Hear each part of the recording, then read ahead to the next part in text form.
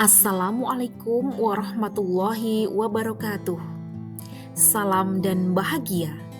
Bapak Ibu yang saya hormati, kali ini saya akan menyampaikan koneksi antar materi modul 2.1 tentang materi memenuhi kebutuhan belajar murid melalui pembelajaran berdiferensiasi. Saya Endang Sulistiwati Cikipe Angkatan 9 dari Kabupaten Kulon Progo. Di dalam kegiatan ini terdapat pertanyaan pemantik. 1. Buatlah kesimpulan tentang apa yang dimaksud dengan pembelajaran berdiferensiasi dan bagaimana hal ini dapat dilakukan di kelas. 2. Jelaskan bagaimana pembelajaran berdiferensiasi dapat memenuhi kebutuhan belajar murid dan membantu mencapai hasil belajar yang optimal. Yang ketiga, jelaskan pula bagaimana Anda melihat kaitan antara materi dalam modul ini dengan modul lain di program pendidikan guru penggerak.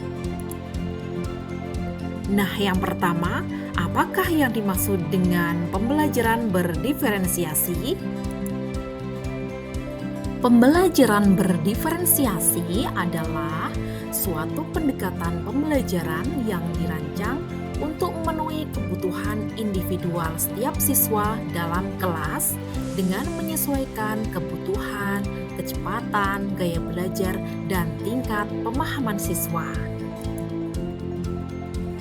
Dalam pembelajaran berdiferensiasi, guru berperan sebagai penggerak yang aktif dalam membantu siswa mencapai potensi terbaik mereka. Dengan memahami perbedaan kemampuan, minat, gaya belajar, dan kebutuhan siswa, guru dapat menggunakan strategi dan metodologi yang berbeda untuk memfasilitasi pembelajaran. Setiap anak dianugerahi oleh Tuhan memiliki potensi di dalam diri, sesuai dengan kadar dan porsinya masing-masing. Dalam pembelajaran berdiferensiasi, guru memberikan kesempatan siswa untuk mengembangkan bakat dan minat mereka masing-masing. Lalu, bagaimana cara untuk dapat melakukan pembelajaran berdiferensiasi di kelas kita?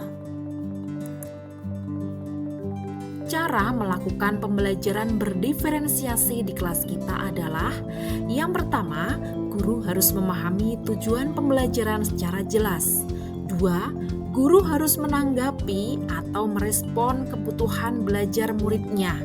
3. Guru harus menciptakan lingkungan belajar yang mengundang murid untuk belajar dan bekerja keras. 4. Guru melakukan manajemen kelas yang efektif. Dan yang kelima, guru harus selalu melakukan penilaian berkelanjutan.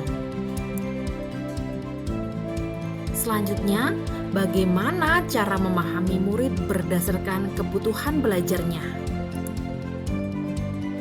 Berkaitan dengan kebutuhan murid, guru harus memahami 3 aspek. 1. Kesiapan belajar murid atau readiness. 2. Minat murid. Dan yang ketiga, profil belajar murid. Yang pertama adalah kesiapan belajar murid. Kesiapan belajar adalah kapasitas untuk mempelajari materi baru. Kesiapan belajar murid bukan tentang tingkat intelektual atau EQ, namun informasi tentang apakah pengetahuan atau keterampilan yang dimiliki murid saat ini sesuai dengan keterampilan atau pengetahuan baru yang akan diajarkan. Yang kedua, minat murid. Minat menjadi salah satu motivator penting bagi murid untuk dapat terlibat aktif dalam proses pembelajaran. Guru tidak hanya dapat menarik dan memperluas minat murid yang sudah ada, tetapi juga dapat membantu mereka menemukan minat baru. Nah, selanjutnya yang ketiga, profil belajar murid. Profil belajar murid dipengaruhi oleh yang pertama adalah lingkungan siswa, yang kedua budaya, yang ketiga gaya belajar, dan yang keempat adalah kecerdasan majemuk. Ada beberapa cara untuk mengidentifikasi kebutuhan belajar murid. Yang pertama, mengamati perilaku murid. Yang kedua, membaca rapor murid sebelumnya di kelas sebelumnya. Yang ketiga, mengidentifikasi pengetahuan awal. Yang keempat, bertanya guru yang dulu mengajar murid tersebut. Yang kelima, melaksanakan beberapa bentuk asesmen pembelajaran. Dan yang tak lupa, yaitu melakukan refleksi pembelajaran. Nah, selanjutnya, bagaimanakah strategi pembelajaran berdiferensiasi itu? Strategi pembelajaran berdiferensiasi terdiri dari 3 macam. Yang pertama, diferensiasi konten. Yang kedua, diferensiasi proses. Dan yang ketiga, diferensiasi produk.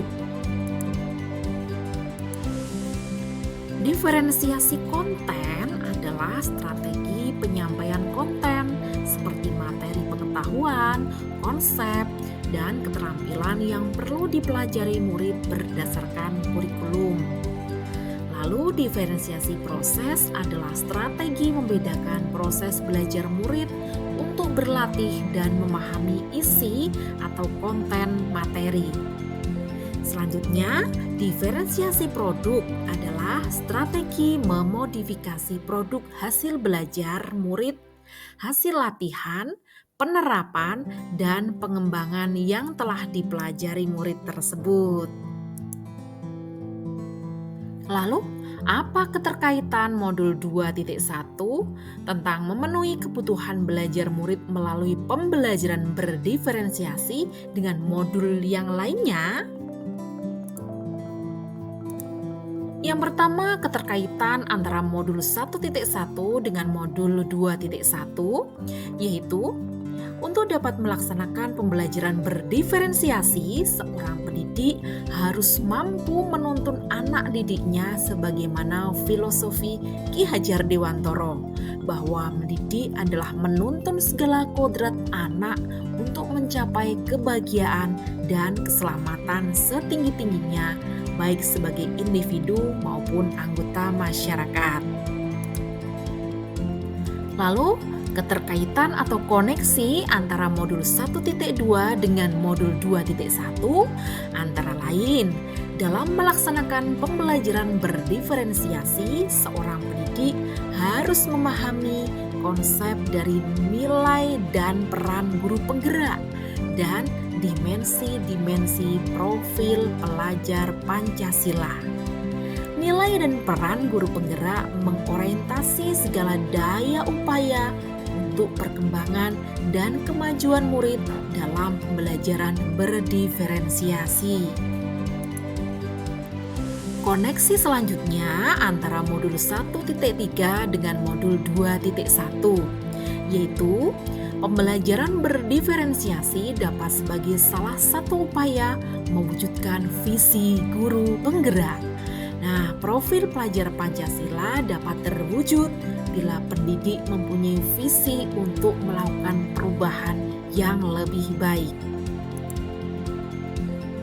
Lalu yang terakhir, koneksi antara modul 1.4 dan modul 2.1, yaitu dalam pelaksanaan pembelajaran berdiferensiasi perlu adanya kesepakatan kelas antara guru dan murid agar proses pembelajaran dapat berjalan sesuai dengan konsep budaya positif.